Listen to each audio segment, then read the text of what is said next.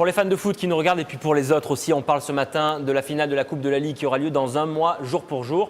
L'OGC Nice rencontre l'AS Nancy-Lorraine et Ederson, milieu de terrain du gym, est avec nous pour en parler.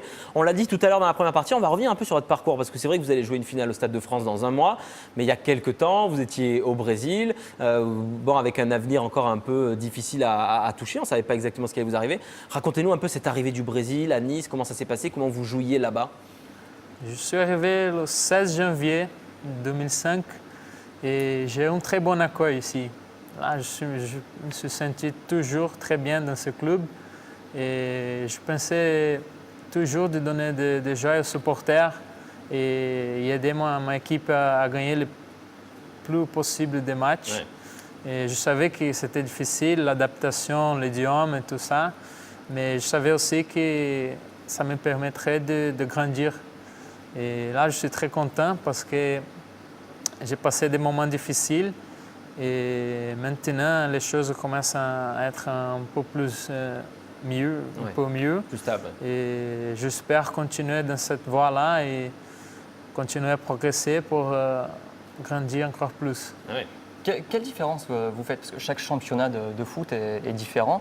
Quelle différence vous notez, vous qui venez du Brésil, entre le championnat français et les rencontres qu'on peut faire au Brésil? Oui, il y a une grosse différence. Ce n'est pas du tout pareil, les championnats brésilien et français. Le Brésil, on joue plus le ballon, il y a beaucoup moins de contact. Et ici, c'est un football très, très compétitif.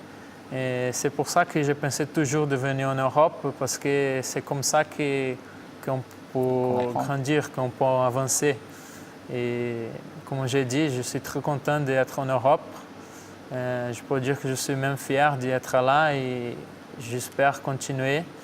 Je vais travailler beaucoup avec les pieds par terre pour essayer d'arriver le plus haut niveau possible. Bien sûr, bien sûr. Maintenant, vous êtes bien intégré dans cette équipe de Nice, on l'a dit. Vous avez trouvé votre place sur le terrain et aussi dans l'effectif. Ça, c'était peut-être pas non plus simple au début pour un jeune joueur comme vous, avec un effectif où il y a quand même pas mal de joueurs, quoi.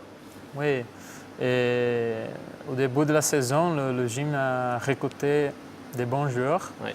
Et la concurrence dans les entraînements, c'est très, très dur d'avoir une place et surtout avec 20 ans. Ce n'est pas du tout facile. Alors, c'est à moi de bien travailler, être toujours prêt pour quand le coach a besoin. Il faut être là, il faut marquer des esprits. Il faut tout donner pour aider l'équipe à gagner. Ouais, c'est sûr, c'est pas toujours facile effectivement quand il y a beaucoup de joueurs dans l'effectif. Merci Ederson. Dans quelques minutes, on retrouve bien sûr l'interview. La troisième partie, ce sera en fin d'émission, ce qui veut dire que vous ne bougez absolument pas de votre siège. On va retrouver bien sûr Sébastien et Ingrid pour nous parler chacun de leur sujet de prédilection. En fin d'émission, ce sera la troisième partie de l'interview du milieu de terrain de l'OGC Nice. On va continuer à parler bien sûr de cet événement, la Coupe de la Ligue, dans un mois pile poil au Stade de France. À tout à l'heure.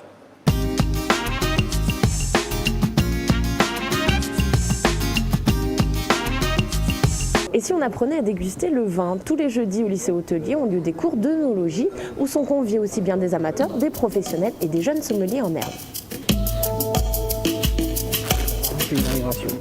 Apprendre à reconnaître un arôme, cultiver ses sens, la vue, l'odorat, le goût et ainsi deviner la typicité du vin, tout un art, plus un savoir-faire qui s'instruit.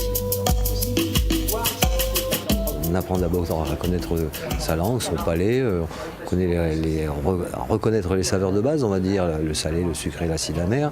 On a un exercice qui est simple, ça s'appelle le nez du vin. C'est des petits flacons avec des odeurs de base, l'amertume, tout ce qui est fumé, l'abricot, la pêche, la cerise, et on travaille dessus. Au premier nez, on trouve des notes boisées, de fruits secs comme l'abricot, des notes de grillé.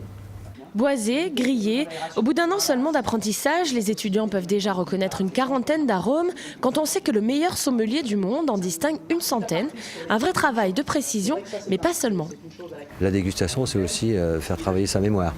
Donc je leur fais goûter sur un cours plusieurs eaux minérales de différentes qualités, Vittel, Badois, enfin toutes les marques qui puissent exister.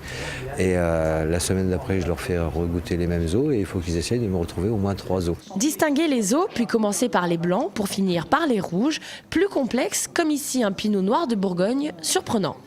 Et ce qui est